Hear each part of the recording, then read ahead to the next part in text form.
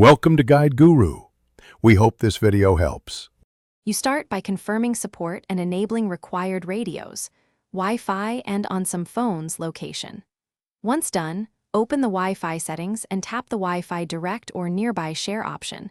This advertises your device to peers. You should see a list of available devices. If you do not, toggle Wi-Fi off and on and make sure both screens are awake and unlocked.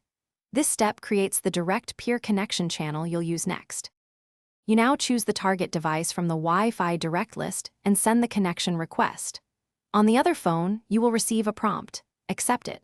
Make sure you compare any displayed PIN or pairing code and confirm it matches. This prevents accidental connections. Once accepted, the devices negotiate and establish a peer-to-peer link and usually display a status such as connected or group owner. After the link is up, you can start transferring files or sharing screens as intended. With the Wi-Fi direct link active, use your app's share or cast feature and select the connected peer. Transfers use the high-speed P2P link. If a transfer stalls or the connection drops, first stop the transfer and toggle Wi-Fi direct off and on both phones, then reinitiate pairing. If problems persist, restart both devices and move them closer to avoid interference.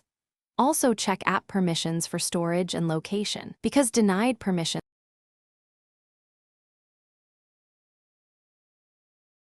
Thanks for watching. Consider subscribing if we helped you today.